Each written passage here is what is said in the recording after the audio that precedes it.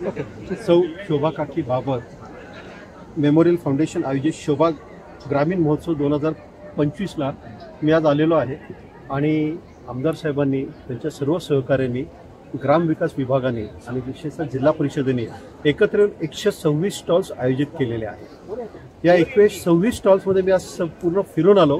महिलांचा प्रचंड उत्साह आहे, सगळे बचत गट आहेत आणि या सगळ्या बचत गटांनी अतिशय उत्कृष्टपणे आपलं सादरीकरण केलेलं आहे।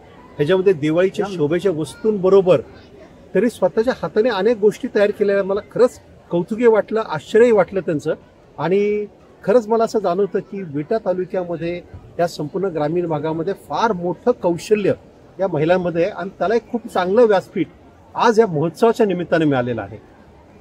त्याचबरोबर मी आपल्याला हेही सांगू इच्छितो की या महिलांची जी महत्त्वाची मागणी आहे की आम्हाला वर्षभरासाठी काहीतरी आम्हाला व्यवस्था करावी, तर त्या दृष्टिकोनातून सुद्धा आम्ही आता विचार करतो।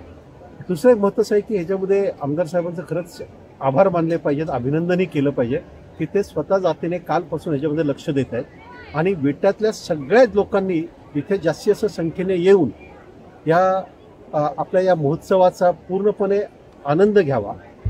त्याच्यात मी त्या विटेतल्या आणि सांगलीच्या सर्व लोकांना मी असं विनंती करतो की तुमच्या पाठबळामुळे इथे बचत गटातल्या महिलांना 4 पैसे मिळतील आणि त्यांना स्वतःच्या पायावर उभं राहून अर्थार्जन करण्याचं त्यांना या निमित्ताने संधी मिळेल।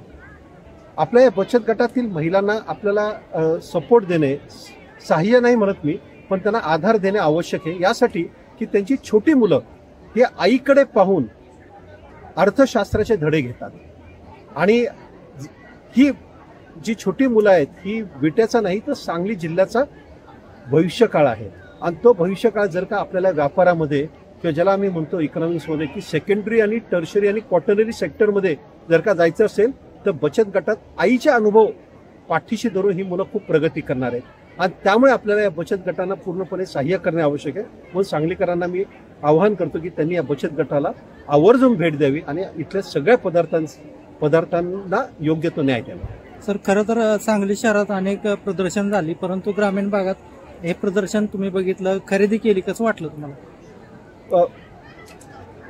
इथं खरेदी करताना असं जाणवलं की खूप चांगली गुणवत्ता आहे। आम्ही खूप गोष्टी पण घेतलेल्या आहेत आणि सगळ्यात चांगलं म्हणजे सांडगे, पापड हे जे आपले शहरवासी जे विसरलेले आहेत त्या ग्रामीण वस्तू इथं मोठ्या प्रमाणे आहेत। मला दुसरे चांगलं वाटतं की शहरांमध्ये काही रेडीमेड कपडे शिवण्याची जे गोष्टी आहेत इथल्या महिलांनी सुद्धा, बचत गटातल्या महिलांनी सुद्धा आता कपडे शिवायला त्याची सुरुवात केलेली आहे। अनेक महिलांनी स्वतः घरी साबण तयार केलेले आहेत, अत्तर तयार केलेले आहेत, खूप खूप व्हरायटी आहे। मी तर असं सांगेन की मी सांगण्यात काय अर्थ आहे, तुम्ही स्वतः येऊन पाहून घ्या आणि मग तुमचे अनुभव आम्हाला कळवा। धन्यवाद।